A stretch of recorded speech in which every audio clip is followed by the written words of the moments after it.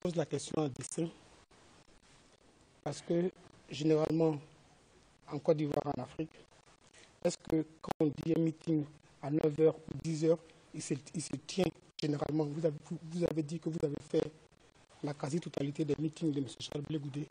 Est-ce que généralement, les meetings se tiennent aux horaires indiqués?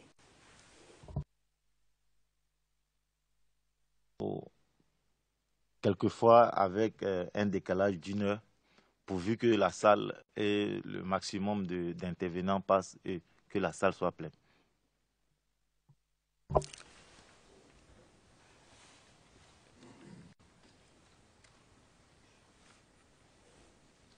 Et donc, ce jour, quand les jeunes étudiants viennent et vous informent que le bus dans lequel ils étaient, le 85 dans lequel ils étaient, a été pris au cible. Après, qu'est-ce que vous avez comme information? Qu'est-ce qu'ils font, ces jeunes-là?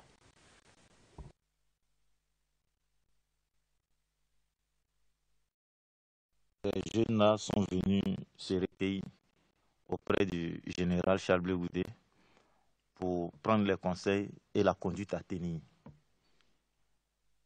Je pense bien que la conduite à tenir, il y a certains qui sont venus prendre la conduite à tenir, il y a d'autres qui sont rentrés, je pense bien, à la maison.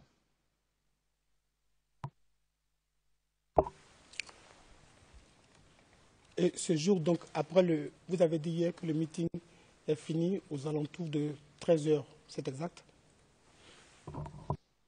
Oui, je pense bien. Après ce meeting-là, est-ce que vous êtes allé à la place ce jour, à 13 heures quand le meeting finit? Est-ce que vous êtes allé à la place TP1? Non, quand le meeting finit, chacun rentre chez lui. Et comme moi j'étais à Niangon, donc je suis passé par Saint-André pour emprunter le véhicule. Voilà.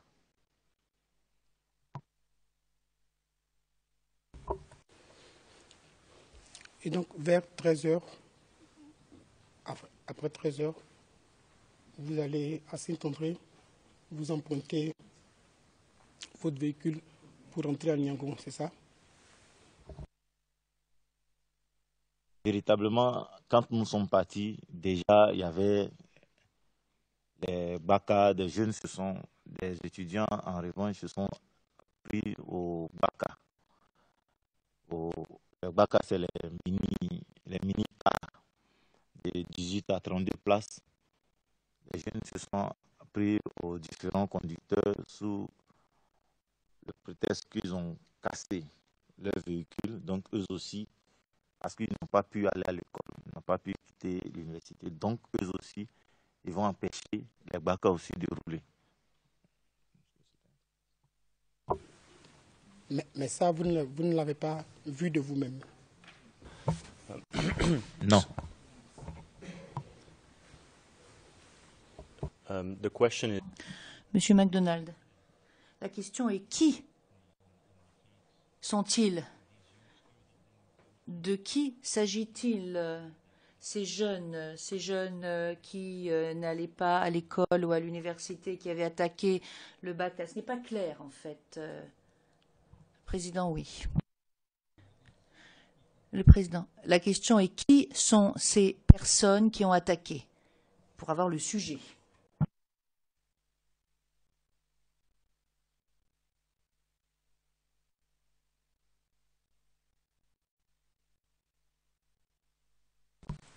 Monsieur le Président, je relis, mais je ne comprends pas, je ne comprends pas la complainte de l'accusation. Je n'arrive pas à comprendre. Parce qu'en fait, moi, j'ai obtenu une réponse. Je ne sais pas si on a... Le président, est-ce que nous pouvons tout simplement poser la question suivante? Qui sont ces jeunes gens? Au lieu de nous lancer dans des polémiques, demandez tout simplement. Monsieur le témoin, de qui parlez-vous, en fait? pas, on a...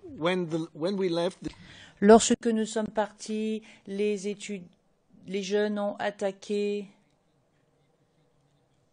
les minibus, les étudiants. De quels étudiants parlez-vous? Je parle des étudiants dont le bus a été incendié.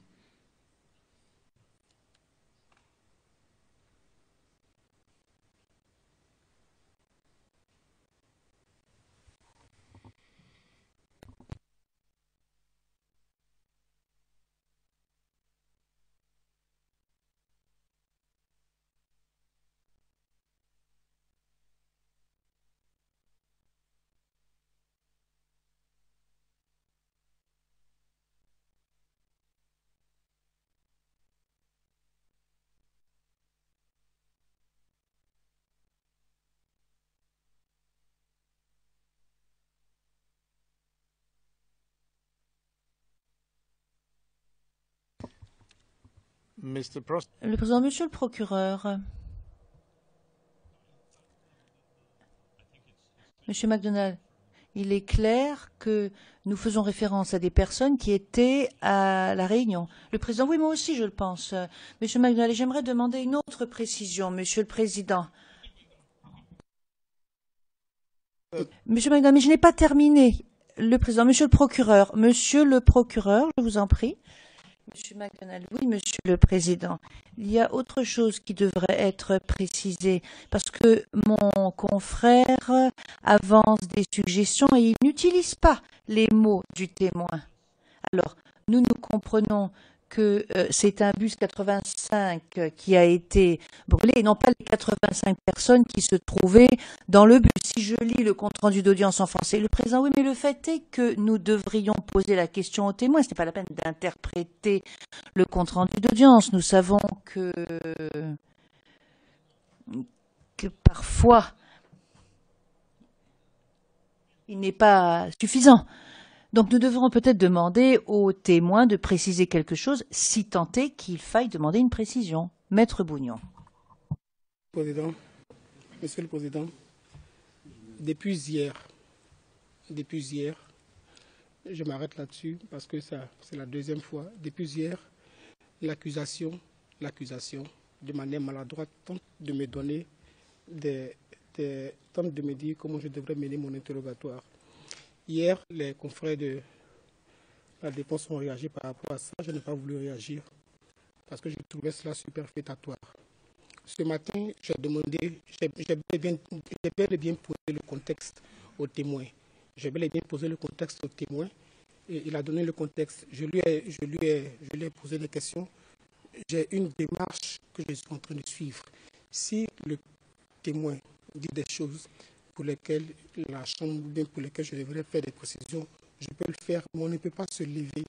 On ne peut pas se lever et puis dire comme vient de le faire l'accusation, que les jeunes venaient de la réunion. Il n'a jamais dit ça.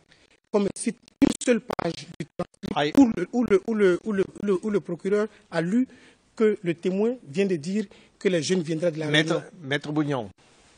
Le président, Maître Bougnon.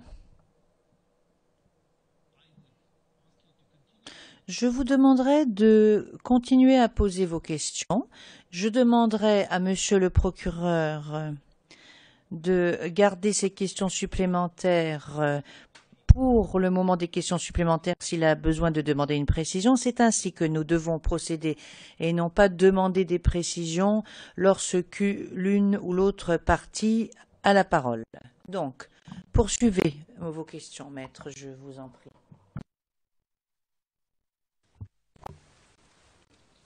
Merci, monsieur le président.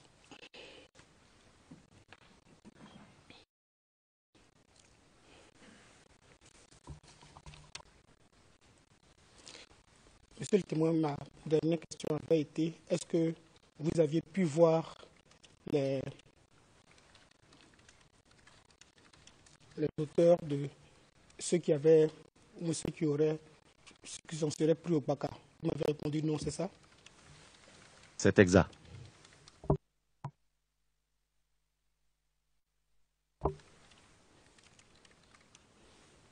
Vous n'avez pas vu parce que vous étiez encore au meeting. C'est ça?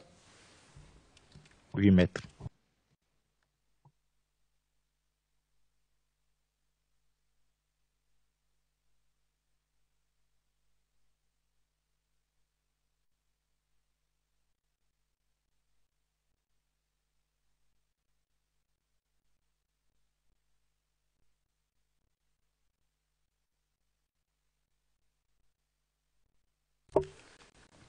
Hier, vous avez évoqué le nom de l'ancien porte-parole de l'armée ivoirienne, M. Babi Gourou. Je fais référence à la page 96 du transcript. Vous vous en souvenez?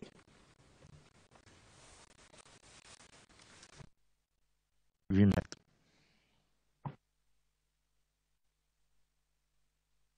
L'accusation, vous avez lu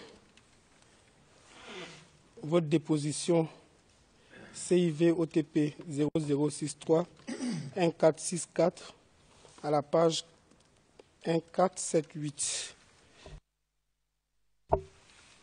Je vais vous lire une autre page de cette même déposition.